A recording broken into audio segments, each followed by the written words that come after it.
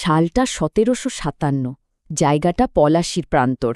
হাজার হাজার সৈন্য যুদ্ধের জন্য তৈরি, কিন্তু এই যুদ্ধটা শুরু হওয়ার অনেক আগেই একটা জাতির ভাগ্য লেখা হয়ে গিয়েছিল। আসলে এই লড়াইটা শুধু দুটো সেনাবাহিনীর মধ্যে ছিল না, না, এটা ছিল এমন এক বিশ্বাসঘাতকতার গল্প যা পুরো উপমহাদেশের ইতিহাসকেই চিরদিনের জন্য বদলে দিয়েছিল। যুদ্ধক্ষেত্রে ক্ষমতার ভারসাম্যটা একবার দেখুন। একদিকে নবাব সিরাজউদ্দৌলার প্রায় ৫০,০০০ সৈন্য, আর অন্যদিকে ইস্ট ইন্ডিয়া কোম্পানির মাত্র ৩,০০০। মানে সংখ্যার এই বিশাল পার্থক্য দেখে তো যে কেউই বলবে এই যুদ্ধের ফলাফল একদম পরিষ্কার।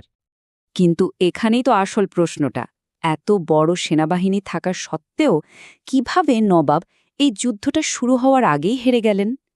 এর উত্তরটা কিন্তু যুদ্ধক্ষেত্রে নেই। উত্তরটা লুকিয়েছিল পর্দার আড়ালে, এক গভীর ষড়যন্ত্রের জালে। চলুন এই অবিশ্বাস্য পরাজয়ের পেছনের কারণগুলো খুঁজে বের করা যাক। প্রথমে চলুন এটাই বোঝার চেষ্টা করি কেন এই যুদ্ধকে একটা হারানো যুদ্ধ বলা হয়। কারণ আসল লড়াইটা তলোয়ার বা বন্দুক দিয়ে হয়নি, হয়েছিল বিশ্বাসঘাতকতা আর কূটনীতি দিয়ে। আর এই পুরো গল্পের কেন্দ্রে আছেন একজনই, নবাব সিরাজউদ্দৌলা। তার কিছু সিদ্ধান্ত, তার চরিত্রই কিন্তু ষড়যন্ত্রকারীদের জন্য দরজাটা খুলে দিয়েছিল। তো দেখা যাক তরুণ নবাবের কোন ভুলগুলো তাকে এই পরিণতির দিকে ঠেলে দিয়েছিল। ভাবা যায়, সিরাজ যখন বাংলার নবাব হলেন তখন তার বয়স ছিল মাত্র ২৩ বছর। এই বয়সের যে তেজ, যে সাহস, সেটা তার মধ্যে ছিল ভরপুর, কিন্তু সাথে ছিল অভিজ্ঞতার মারাত্মক অভাব, আর সেটাই হয়তো কাল হয়েছিল। নবাবের চরিত্রটা ছিল বেশ জটিল। একদিকে যেমন অসম্ভব সাহসী আর আবেগপ্রবণ, তেমনি তার আত্মসম্মান বোধও ছিল অনেক বেশি। কিন্তু এই সব কিছুর ওপরে ছিল তার একটা বড় দুর্বলতা, অবিশ্বাস। তিনি কাউকেই সহজে বিশ্বাস করতে পারতেন না। আর এই অবিশ্বাসের ফল কি হল? তিনি তার সবচেয়ে পুরনো, সবচেয়ে অভিজ্ঞ সভাসদেরও দূরে ঠেলে দিতে শুরু করলেন, প্রকাশ্যে অপমান করতেন। আর এই তালিকার সবচেয়ে বড় নামটা ছিল তার প্রধান সেনাপতি মীরজাফর। বারবার এই অপমান আর ক্ষমতা কেড়ে নেওয়ার ফলে মীরজাফরের মনে যে ক্ষোভের আগুন জ্বলছিল, সেটাই পরে দাবানল হয়ে যায়। আচ্ছা, এবার গল্পের অন্যদিকে যাওয়া যাক, ইস্ট ইন্ডিয়া কোম্পানির দিকে। ওরা কিন্তু তখন আর শুধু ব্যবসা করতে আসেনি, তাদের আসল লক্ষ্য ছিল ক্ষমতা। আর নবাবের দরবারে এই যে একটা ফাটল তৈরি হচ্ছিল, ইংরেজরা ঠিক সেই সুযোগটাই খুঁজছিল। রবার্ট ক্লাইভের মতো চতুর লোক ভালোই বুঝেছিলেন সরাসরি যুদ্ধ করে ৫০,০০০ সৈন্যের সাথে জেতা প্রায় অসম্ভব। তার চেয়ে অনেক সহজ আর কার্যকর পথ হল ভেতর থেকে দুর্গ ভেঙে দেওয়া, মানে বিশ্বাসঘাতকতা। ক্লাইভের প্ল্যানটা ছিল খুব সাধারণ, কিন্তু ভয়ঙ্কর। নবাবের উপর যারা খেপেছিল তাদের খুঁজে বের করা হলো, যেমন সেনাপতি মীরজাফর, ব্যাংকার জগৎ শেঠ, রায় দুর্লভ। তাদের সাথে হলো একটা গোপন চুক্তি। শর্ত কী ছিল? খুব সোজা। যুদ্ধের দিন মীরজাফর তার বিশাল বাহিনী নিয়ে চুপচাপ দাঁড়িয়ে থাকবে, এক চুলও নড়বে না। আর তার বিনিময়ে নবাব হেরে গেলে বাংলার মসনদ হবে মীরজাফরের। কিন্তু এখানে একটা বড় প্রশ্ন থেকে যায়, মীর জাফর, তার মনে তখন ঠিক কি চলছিল?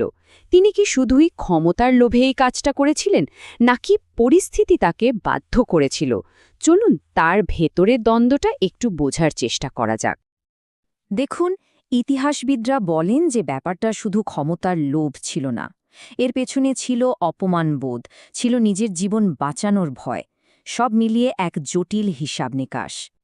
বলা হয় একদম শেষ মুহূর্ত পর্যন্ত মীরজাফর একটা দোলাচলে ভুগছিলেন। একদিকে দেশের প্রতি, নবাবের প্রতি তার দায়িত্ব, সেনাপতি হিসেবে তার শপথ, আর অন্যদিকে নবাবের করা অপমান, নিজের প্রাণের ভয় আর ইংরেজদের দেওয়া সিংহাসনের লোভ। কোন দিকে যাবেন তিনি? আর এই টানাপোড়েনের মধ্যেই একটা খবর এসে পৌঁছায় যা সব হিসেব বদলে দেয়। যুদ্ধের ঠিক আগের রাতে মীরজাফর শুনলেন নবাব তাকে সন্দেহ করছেন এবং তাকে সরিয়ে দেওয়ার পরিকল্পনা চলছে। ব্যাস, এই ভয়টাই হয়তো তাকে চূড়ান্ত সিদ্ধান্তের দিকে ঠেলে দিয়েছিল। তো চলুন আবার ফিরে যাই পলাশির সেই যুদ্ধক্ষেত্রে। সেদিন সেখানে যা হয়েছিল সেটা যুদ্ধ কম, বিশ্বাসঘাতকতার নাটক বেশি ছিল। আর এই নাটকটা জেতা হয়েছিল অস্ত্র দিয়ে নয়, জেতা হয়েছিল নিছক চুপ করে থেকে। দিনটা ছিল ২৩শে জুন ১৭৫৭। যুদ্ধ শুরু হল। নবাবের বিশ্বস্ত সৈন্যরা কিন্তু জীবন দিয়ে লড়ছিল। নবাব বারবার সংকেত পাঠাচ্ছেন তার প্রধান সেনাপতি মীর জাফরের কাছে, তার বিশাল বাহিনীকে এগিয়ে আসতে বলছেন। কিন্তু ঘণ্টার পর ঘণ্টা কেটে গেল, মীর জাফরের বাহিনী এক চুলও নড়ল না, একদম পাথরের মতো নিশ্চল। ভাবুন একবার, নবাবের সেনাবাহিনীর সবচেয়ে বড় অংশটাই তাদের সেনাপতির আদেশের জন্য অপেক্ষা করছে, কিন্তু সেই আদেশ আর এলো না। ওই নীরবতাই ছিল ইতিহাসের সবচেয়ে ভয়ঙ্কর বিশ্বাসঘাতকতা। আর এর ফলাফল, নবাবের বিশ্বস্ত সৈনিকদের মনোবল ভেঙে গেল আর তারা হেরে গেল। হ্যাঁ, বিশ্বাসঘাতকতার পুরস্কার মীর জাফর পেয়েছিলেন, বাংলার সিংহাসন। কিন্তু সেই সিংহাসনটা ছিল আসলে একটা ফাঁপা খুলস। চলুন দেখি এই বিশ্বাসঘাতকতার জন্য তাকে আর পুরো বাংলাকে কি দাম চোকাতে হয়েছিল। মীর জাফরকে নবাব তো বানানো হল, কিন্তু তিনি ছিলেন নামে মাত্র নবাব, যাকে বলে পুতুল নবাব। মানে সিংহাসনে তিনি বসে আছেন, কিন্তু সব কলকাঠি নাড়ছে ইস্ট ইন্ডিয়া কোম্পানি, তার নিজের কোনো ক্ষমতাই ছিল না। এর ফল হল ভয়ঙ্কর। ইংরেজরা বাংলার সম্পদ লুট করা শুরু করল। আর মীর জাফর, তিনি জীবনের শেষ দিনগুলো কাটালেন গভীর অনুশোচনা আর অসহায়তার মধ্যে। সিংহাসন তো পেলেন, কিন্তু সম্মান পেলেন না।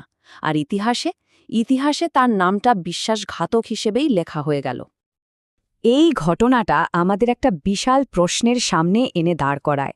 আচ্ছা, একবার ভেবে দেখা যাক, যদি সেদিন মীর জাফর অন্য সিদ্ধান্ত নিতেন, যদি তিনি বিশ্বস্ত থাকতেন, তাহলে কি আজ পুরো উপমহাদেশের ইতিহাসটা অন্যরকম হতে পারত? একটা মানুষের একটা সিদ্ধান্ত যে একটা পুরো জাতির ভাগ্য বদলে দিতে পারে, পলাশির যুদ্ধ তার সবচেয়ে বড় প্রমাণ।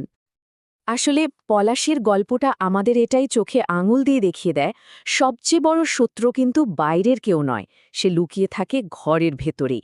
লোভ, অপমানবোধ আর ক্ষমতার মোহ যে কতটা সর্বনাশ করতে পারে, ইতিহাস তার সাক্ষী হয়ে রইল।